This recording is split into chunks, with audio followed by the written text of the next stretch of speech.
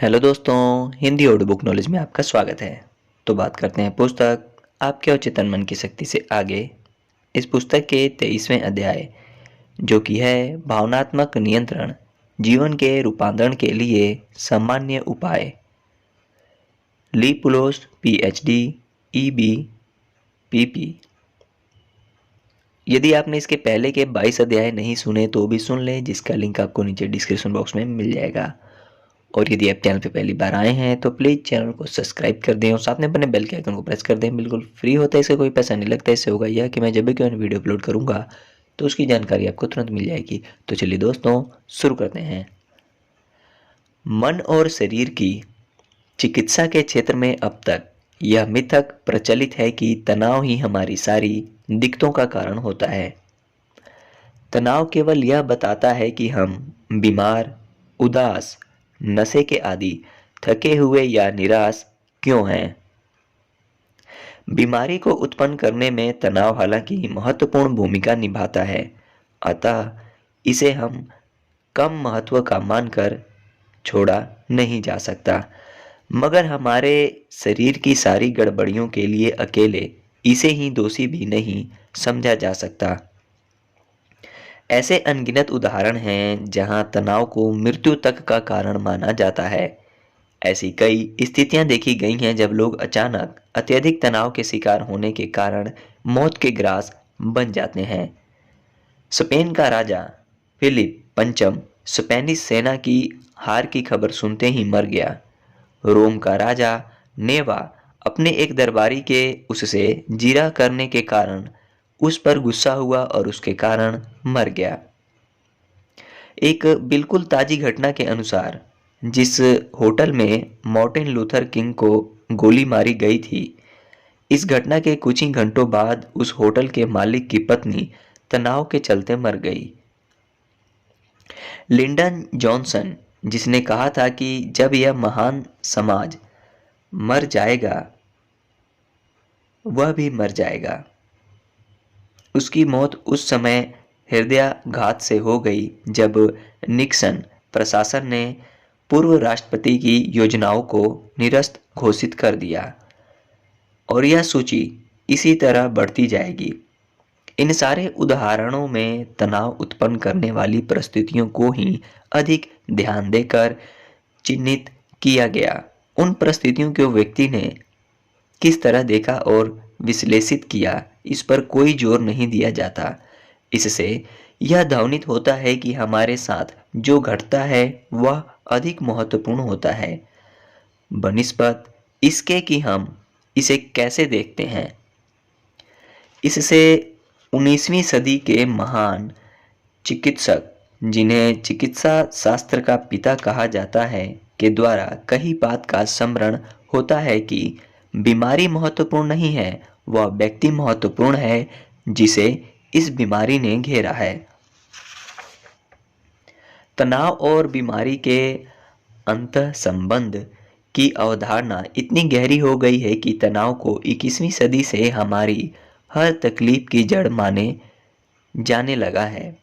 फिर भी ऐसे कई उदाहरण हमें मिलते हैं जिनमें लोग रोजमर्रा के तनाव और तनाव उत्पन्न करने वाली भयंकर परिस्थितियों में रहने के बावजूद जीवन भर स्वस्थ रहते हैं। ग्रीक चिकित्सक हिप्पोक्रेट ने कहा था, हमारे मन में जो भी घटता है वह हमारे शरीर पर प्रभाव डालता है और शरीर पर पड़ने वाला प्रभाव मन को भी प्रभावित करता है। तात्पर्य यह है कि मन और शरीर एक ही है और दोनों एक दूसरे को सतत प्रभावित करते रहते हैं। विचार, धारणाएं और कल्पना केवल मन में निर्मित होने वाली अमूर्त बातें नहीं हैं, वरन ये शरीर में होने वाले विद्युत रासायनिक परिवर्तनों के परिणाम होते हैं। न्यूरोलॉजिस्ट डॉक्टर रिचर्ड रेस्टक अपनी पुस्तक द न्यू ब्रेन में कहते हैं कि पिछले 15 वर्षों में बच्चों में अटेंशन डेफिसिट डिसऑर्डर और अटेंशन हाइपर एक्टिविटी डिसऑर्डर की बीमारी अचानक बढ़ गई है। बीमारियों के अनुपात में इस बढ़त के अन्य कारणों के अलावा इलेक्ट्रॉनिक उपकरणों जैसे फैक्स मशीन, ईमेल, संदेश, संगीत और वीडियो सुनना, देखना, स्मार्टफोन का उपयोग, लैपटॉप, इंटरनेट आदि का उपयोग भी इन बीमारियों का कारण है। आधुनिक युग हमारे दिमाग को पुनर्संरचित कर रहा है। एडीडी बीमारी के कुछ लक्षण हैं: हर एक काम में विलंब, योग्यता से कम उपलब्धि का एहसास, एक साथ कई काम शुरू कर देना, आसानी से ध्यान बंट जाना, सहनशक्ति कम होने के कारण निराशा की स्थिति में आ जाना, आत्मविश्वास की कमी। और इसके अलावा कम से कम 11 लक्षण और होते हैं। एडीडी के कुल 6 प्रकार हैं, जिनका इलाज दवाइयों, भावनात्मक रूप से स्वतंत्र होने के प्रशिक्षण, जिसे मैं आगे विस्तार से बताऊंगा, न्यूरो फीडबैक प्रशिक्षण द्वारा हो सकता है। हाल ही में हाल ही में हुए अध्ययन के अनुसार कोलंबिया विश्वविद्यालय की मनोवैज्ञानिक डॉक्टर बेट्सी स्पैरो ने बताया कि गूगल हमारे दिमाग को परिवर्तित कर रहा है। जब भी हम किसी सूचना को पाना चाहते हैं तो हम उसे याद रखने की बजाय गूगल पर ढूंढना पसंद करते हैं। यह एक बीमारी है जिसे गूगल प्रभाव के नाम से जाना जाता है। उनका यह अध्ययन साइंस में प्रकाशित हुआ और मानव मस्तिष्क की स्मृति अब उस स्थान को ही खोजने का काम करती है जहां से सूचना को प्राप्त किया जा सकता है। इसके लिए वह अपनी स्मृति कोष पर पूरी तरह से विश्वास नहीं करती। दूसरे शब्दों में, लोग अपनी स्मृति पर जोर देने की बजाय सूचना प्राप्त करने के बाहरी साधनों पर अधिक विश्वास करते हैं। एक अन्य अध्ययन में तनाव को किसी महामारी की तरह वर्णित करते हुए बताया गया है कि हृदयघात की घटनाओं में से एक तिहाई घटनाएं सोमवार की सुबह 7 से 9 के बीच घटती हैं और इनमें से भी 80% आदमियों में हृदयाघात सोमवार को सुबह 8 से दोपहर के बीच होता है।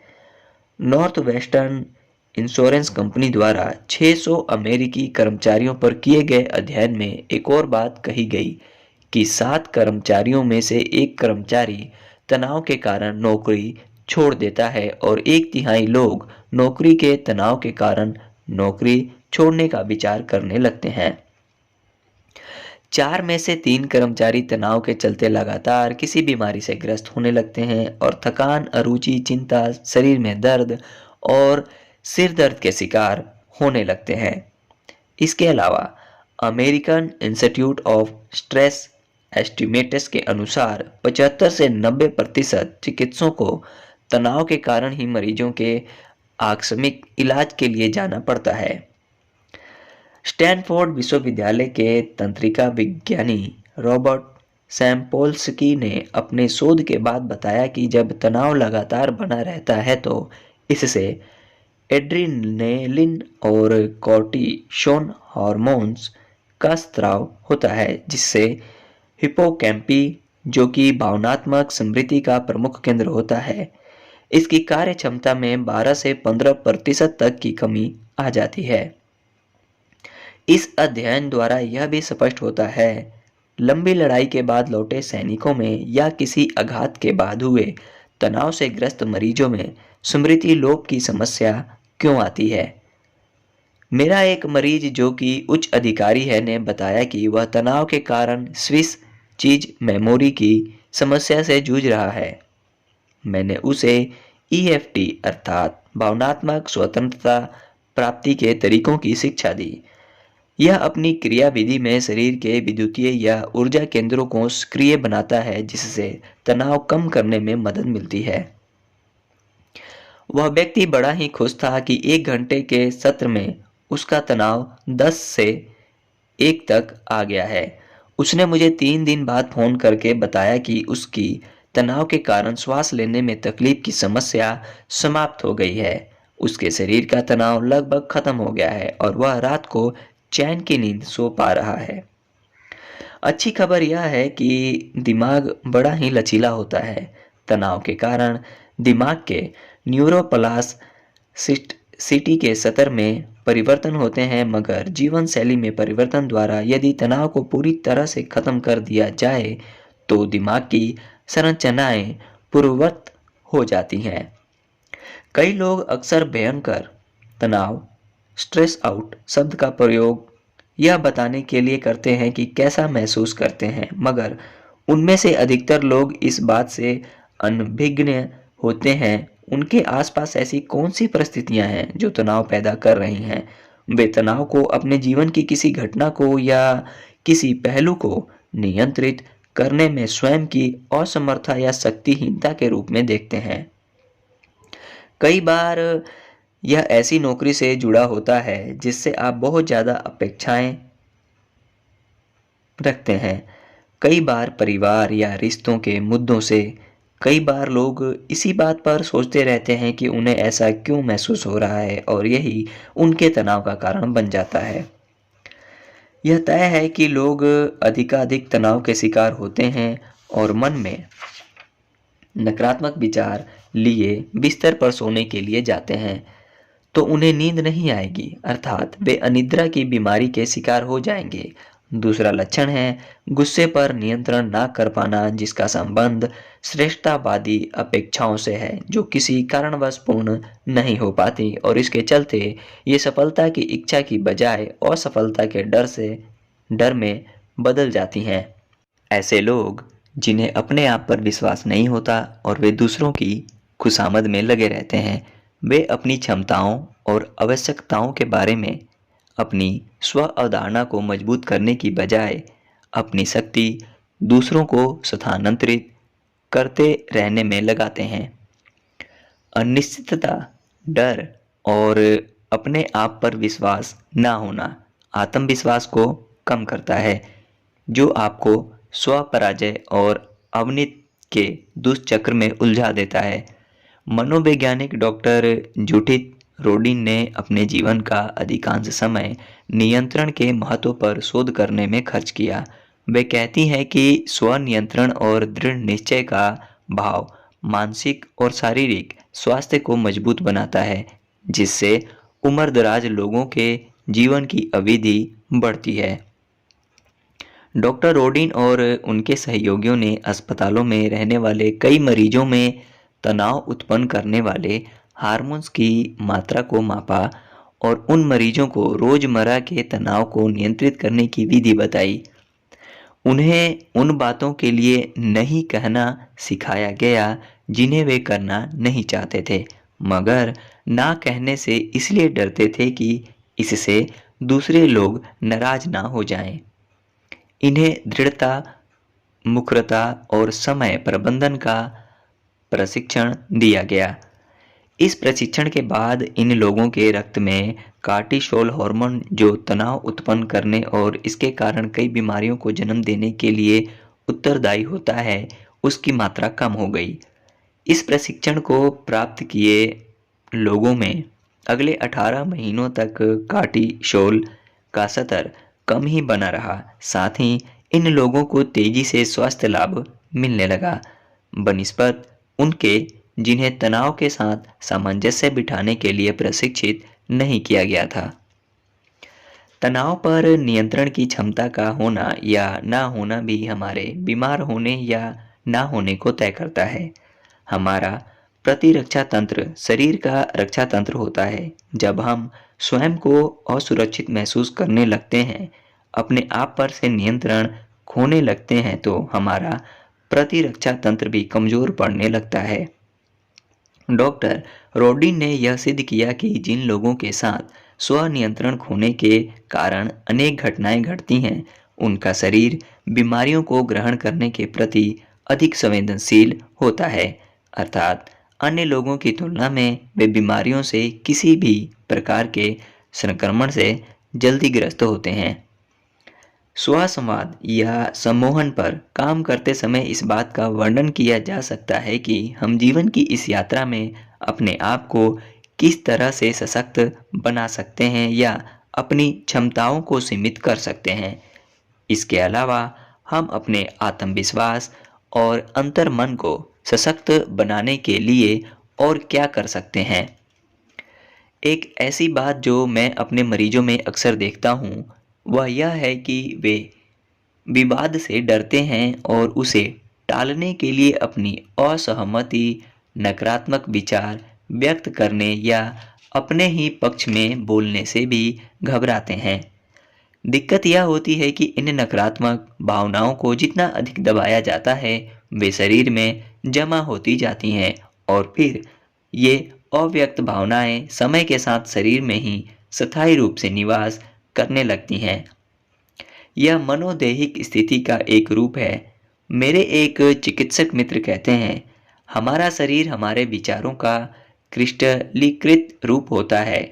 जिन भावनाओं को आप व्यक्त नहीं करते, दबाते चलते हैं, वे ही आपके शरीर के किसी हिस्से में क्रियाशील होती नजर आती हैं। मेरी एक महिला मरीज ने अपने पति के बारे में अपने मन में जमे भयंकर क्रोध की शिकायत की। उसका पति बहुत ही नियंत्रित और सहनशील था, मगर उस महिला को यह समझ में नहीं आता था कि उसके साथ वह किस तरह व्यवहार करे। मैंने उसे सलाह दी कि अपने पति पर वह अपना गुस्सा इस तरह से अभिव्यक्त करे, मैं तुमसे कुछ कहना चाहती हूँ जिसे सुनकर तुम्हें बुरा लग सकता है, मगर मेरा उद्देश्य तुम्हें दुख पहुंचाना नहीं है, बल्कि हमारे रिश्ते को प्रगाढ़ बनाना है। मैं क्या महसूस कर रही हूँ, क्या इसे बताने के लिए यह सही समय है? उस महिला ने बताया कि ऐसा कहने पर पहली बार उसके पति ने न केवल उसकी बात गौर से सुना, वरन अपने रिश्तों को दरकने से बचाने के लिए अपने आप में कुछ परिवर्तन करने के लिए भी वह राजी हो गया। इससे यह बात स्पष्ट होती है कि व्यक्ति अपनी भावनाओं के प्रति जितना ईमानदार होता है, वह मानसिक और शारीरिक तौर पर उतना ही स्वस्थ होता है। जैसे ही व्यक्ति गुस्से या असहमति की भावनाओं को मन में दबाने लगता है, उसके मन से प्रेम की भावनाएं उतनी ही लुप्त हो जाती हैं। जो व्यक्ति अपने गुस्से को दूसरे को नुकसान पहुंचाए बिना जितनी ईमानदारी से व्यक्त करता है, उसके मन में प्रेम का भाव उतना ही विस्तृत और प्रगाढ़ होता जाता है। अपनी चिकित्सा के इतिहास को देखूं तो विवाहित जोड़ों के साथ काम करते समय मैं उन्हें अपने मन में भरी उन भावनाओं को खाली करने का अवसर दिया करता था जो सालों से वहां जमा होती जा रही थी। इसका एक ही नियम होता है कि जिसके प्रति या जिसके सामने अपनी भावनाएं व्यक्त की जा रही हो, वह अपनी ओर से कोई सफाई ना दे, ना ही किसी तरह का विवाद करे। इसके साथ ही अपने मन की बात कहने के बाद भी दोनों व्यक्ति घर वापस जाकर सालों पहले की गई गलतियों के लिए एक दूसरे पर दोष नहीं मढ़ सकते। वहां से जाते समय दोनों ही व्यक्ति अपने रिश्तों में मजबूती के लिए जरूरी बदलाव के लिए अपनी अपनी मांग रखते हैं और दोनों ही उस पर सहमति दिखाते हैं। आपसी बातचीत एक बेहतरीन विकल्प है जो रिश्तों में ईमानदारी, पारदर्शिता को बढ़ाता है और अपनी बात को दृढ़ता से कह पाने और आगे आने का मौका देता है। विशेषतः उन लोगों के लिए जो विवाद से डरते हैं और इसके चलते अपने आप के लिए भी सामने आने से डरते हैं। यह तकनीक दोनों साथियों को समानता का अनुभव कराती है, भले ही दोनों में से एक व्यक्ति दूसरे पर हावी होने की प्रवृत्ति रखता हो या दूसरे को नियंत्रित करने की इच्छा रखता हो। जैसे कि मेरे एक मरीज ने सत्र के बाद कहा, अब मेरी हालत धोबी के कुत्ते जैसी नहीं है। मेरे पति को मेरी बात सुननी ही पड़ेगी और मेरी तकलीफों को समझना पड़ेगा। अब मैं अपने आप को उनके अधिक नज़दीक महसूस करती हूँ। इसीलिए यह महत्वपूर्ण है कि मन के विषैले विचारों को उदासीन करने के लिए मानसिक एंटीबॉडीज का निर्माण किया जाए। जब भी आप अपने मन को नकारात्मक विचारों या नकारात्मक स्वसंवाद में उलझा हुआ पाएं, तो अपने आप से रचनात्मक तरीके से पूछें कि आप ऐसा क्यों कर रहे हैं।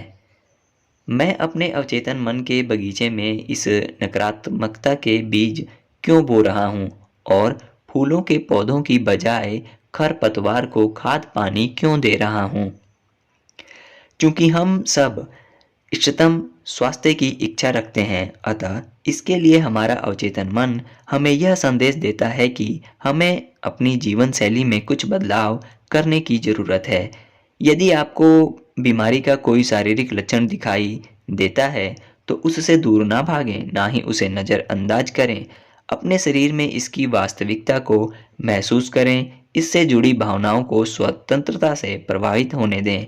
यदि आप इन भावनाओं को स्वतंत्रता दे देंगे तो वे आपको समस्या की जड़ अर्थात नकारात्मक भावनाओं या विचारों तक पहुंचाने में मदद करेंगी।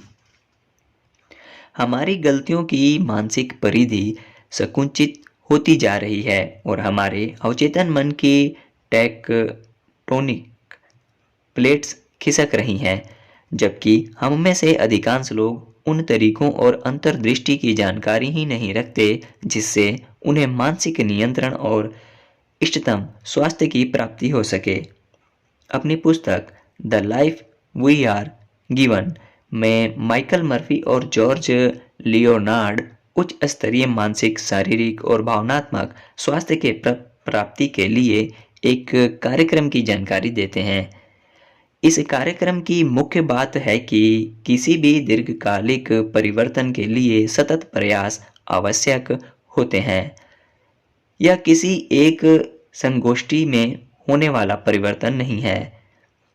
उन्हें कार्यक्रम में यह बात अंतर्निहित होती है कि हम सभी में कुछ छिपी हुई क्षमताएं होती हैं जिन्हें अब भी खोजा जाना बाकी है। दूसरी बात, वे यह कहते हैं कि यह खोज केवल मन और शरीर के स्तर पर ही नहीं होनी चाहिए, वरन इसमें हृदय और आत्मा का भी शामिल होना जरूरी है। मर्फी और लियोनार्ड द्वारा बनाए गए सम्मिलित अभ्यास उन लोगों के लिए विकसित किए गए हैं जिनकी दिनचर्या बहुत व्यस्त है। इस अभ्यास की निम्न प्रतिबद्धताएं हैं जो कि इस प्रकार हैं। पहला, सकारात्मक मानवीय क्षमताओं की उपलब्धियों के रूप में एक स्पष्ट लक्ष्य का निर्धारण करना। दूसरा, महत्वपूर्ण बदलाव लाने के लिए स्व सुझाव या अभिपुष्टि का निर्माण और उसका नियमित अभ्यास करना। अपने व्यक्तित्व स्व सुझावों के साथ ही सारे प्रतिभागी एक समान अभिपुष्टि भी करते हैं। मेरा समस्त व्यक्तित्व संतुलित है, जीवन ऊर्जा से भरपूर और स्वस्थ है। तीसरा, योग क्विगोंग या ताई की जैसे शारीरिक व्यायाम करना जिससे शरीर सक्रिय व ऊर्जावान हो सके। चौथा, शारीरिक व्यायाम के बाद 10 मिनट के लिए ध्यान और दृश्यावलोकन की गतिविधि की जाती है। पांचवा, हर एक व्यक्ति स्व उपचार के लिए अपने शरीर के किसी अंग को चुनता है। छठा, वाचन, लेखन और चर्चा द्वारा बौद्धिक शक्ति का विकास करना। सातवां, हर एक व्यक्ति के भोजन में लिए जाने वाले पदार्थों पर ध्यान देना मगर कम वसा और अधिक रेशेदार भोजन करने पर जोर देना। आठवां, जहां तक संभव हो अपने हृदय में दूसरों के प्रति प्रेम और सेवा का भाव रखना मगर साथ ही अपनी भावनात्मक आवश्यकताओं की पूर्ति भी करना।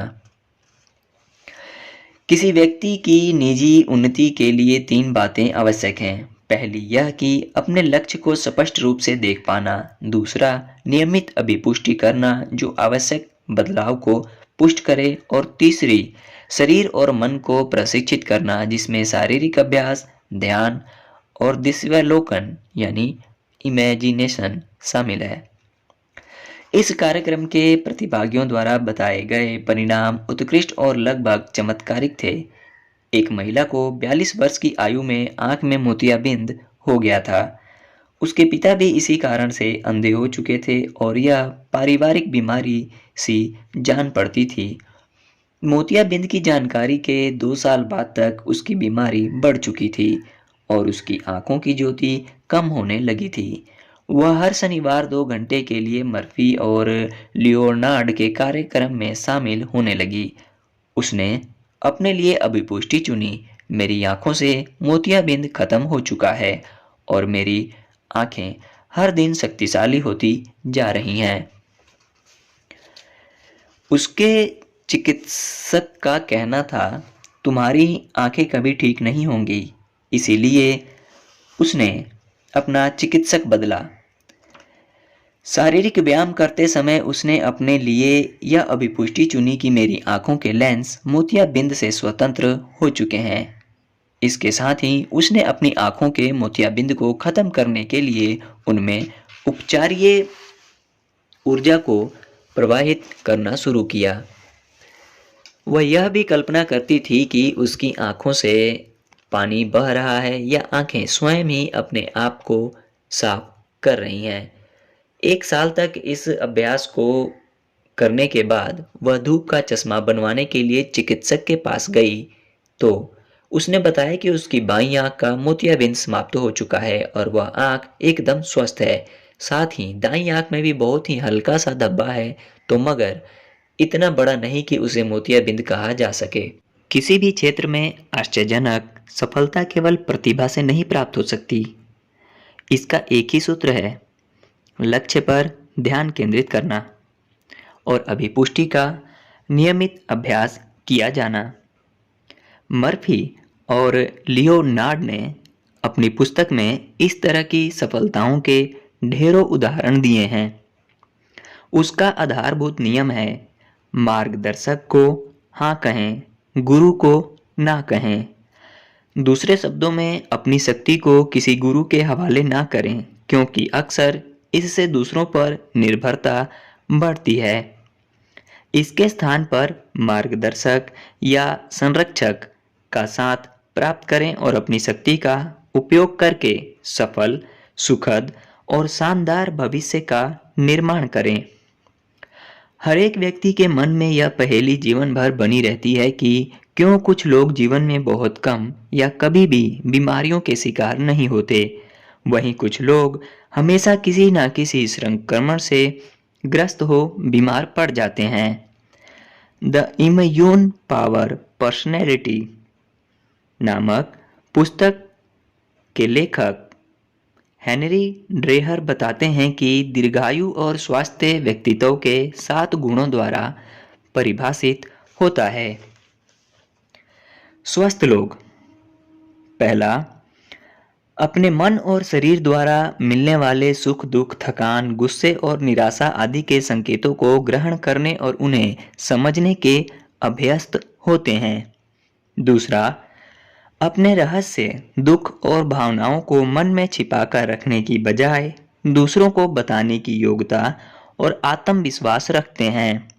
तीसरा, वे 3C को जीवन का हिस्सा बनाते हैं।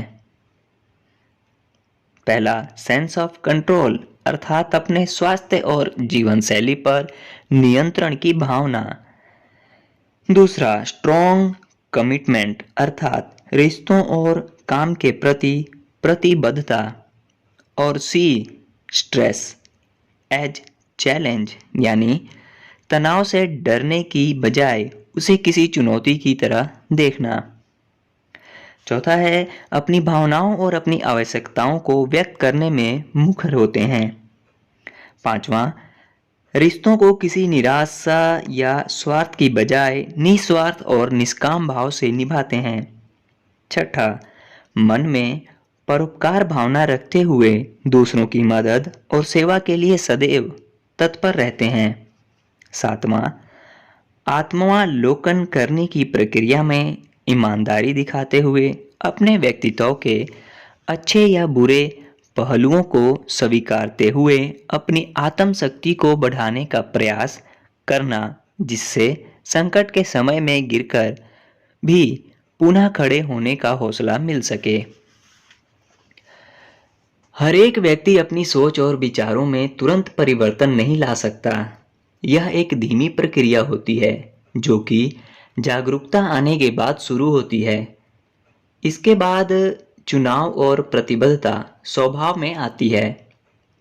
भावनात्मक नियंत्रण में भविष्य में खुशी, स्वास्थ्य और अन्य लाभ प्राप्त करने के लिए अपनी गति और अपने तरीके से स्वयं की पुनः खोज करना शामिल है।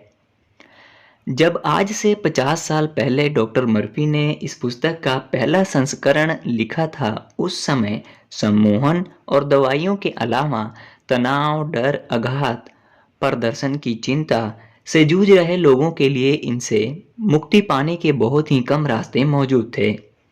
25 साल पहले मनोवैज्ञानिक डॉक्टर रॉजर कैलाहैन ने एक विधि खोज निकाली जो एक्यूपंक्चर और शारीरिक ऊर्जा विज्ञान पर आधारित थी, जिसे उन्होंने विचार क्षेत्रीय चिकित्सा या थॉट फील्ड थेरेपी टीएफटी का नाम दिया। उनकी तकनीक आगे जाकर भावनात्मक स्वतंत्रता प्राप्ति के तरीके के रूप में ईएफटी विकसित हुई। यह मूलतः टीएफटी पर ही आधारित है, मगर सीखने में आसान और अधिक प्रभावी है। मैं करीब 20 वर्षों से टीएफटी और ईएफटी दोनों ही का प्रयोग अपनी कार्यशालाओं में करता आ रहा हूं और अपने मरीजों को पहले ही सत्र में इन्हें सिखाता आ रहा हूं। इस तरह से मरीज इनका अभ्यास घर में करना शुरू करते हैं और एक बार इसमें महारत हासिल हो जाए तो वे अपनी किसी भी समस्या का हल 2 मिनट में निकाल सकते हैं। ईएफटी हमारी ऊर्जा शारीरिकी के साथ काम करती है। पिछले 4000 वर्षों से चीन और भारत के सहयोग से इस क्षेत्र में ज्ञान का खासा आदान प्रदान हुआ है, जिसमें यह देखा गया है कि हमारे शरीर में ऊर्जा तरंगें होती हैं जो हमारी जीवन शक्ति का प्रमुख स्रोत होती हैं और ये तरंगें हर एक शरीर में प्रवाहित होती रहती हैं। यह उसी तरह का विचार है जिसके अंतर्गत हम धरती के अंदर किसी तरह की धाराओं की कल्पना करते हैं। एशियाई चिकित्सा में तरंगों के इस मार्ग को मेरिडियन कहते हैं और ये ऊर्जा की धाराएं होती हैं जो 12 प्रमुख मेरिडियन के माध्यम से सारे शरीर में प्रवाहित होती हैं और यही एक्यूपंक्चर तथा ईएफटी का आधार तैयार करती हैं। इनमें एक्यूपंक्चर के बिंदु होते हैं जिन्हें चिकित्सा के लिए उत्तेजित किया जाता है। चीन के भौतिक विज्ञानी और जर्मनी के चिकित्सकों ने यह सिद्ध किया है कि मेरिडियन प्रकाश उत्सर्जित करती है, जिसे इंफ्रारेड फोटोग्राफी के माध्यम से देखा जा सकता है। शोधकर्ताओं ने यह देखा है कि तनाव, डर या बीमारी की अवस्था में इन मेरिडियन और एक्यूपंक्चर से निकलने वाले प्रकाश या ऊर्जा की मात्रा में कमी आ जाती है। एक्यूपंक्चर या ईएफटी की प्रक्रिया में कुछ बिंदुओं को दबाने या रगड़ने से उनमें से निकलने वाले प्रकाश की मात्रा में बढ़ोतरी होती है। हमारे शरीर में कुल 12 मेरिडियन होती हैं जो 12 विभिन्न अंगों में जाती हैं और मांसपेशियों के 12 विभिन्न समूहों को ऊर्जान्वित करती हैं। इसी के साथ 2 संवाहक मेरिडियन होती हैं, एक जिसके द्वारा यिन या सामक या शांतिदायक ऊर्जा का प्रवाह होता है तथा दूसरी जिसके द्वारा येंग या स्फूर्तिदायक ऊर्जा प्रवाहित होती है। शरीर के 12 एक्यूपंक्चर जो क्रमशः सिर, शरीर और उंगलियों में स्थित होते हैं, उन्हें दबाने या रगड़ने से पहले 2 साधारण प्रक्रियाएं संपन्न की जाती हैं। यह जानना जरूरी है कि हर एक मेरिडियन से कोई न कोई भावना जुड़ी रहती है। उदाहरण के लिए ब्लैडर मेरिडियन का संबंध मानसिक आघात और डर से, गॉल ब्लैडर मेरिडियन का संबंध क्रोध से, पेट की मेरिडियन का संबंध तनाव और चिंता से होता है। यह भी जानना जरूरी है कि उपचार करते समय समस्या या मुद्दे पर ध्यान केंद्रित किया जाना जरूरी है। हो सकता है कि यह मरीजों के सहज ज्ञान के विपरीत हो, मगर मैं उनसे कहता हूं कि वे स्वयं को किसी वायलिन के समान अनुभव करें। यदि उनकी समस्या चिंता है तो वे कल्पना करें कि वायलिन का पहला तार बेसुरा है जो उनकी चिंता को दिखा रहा है।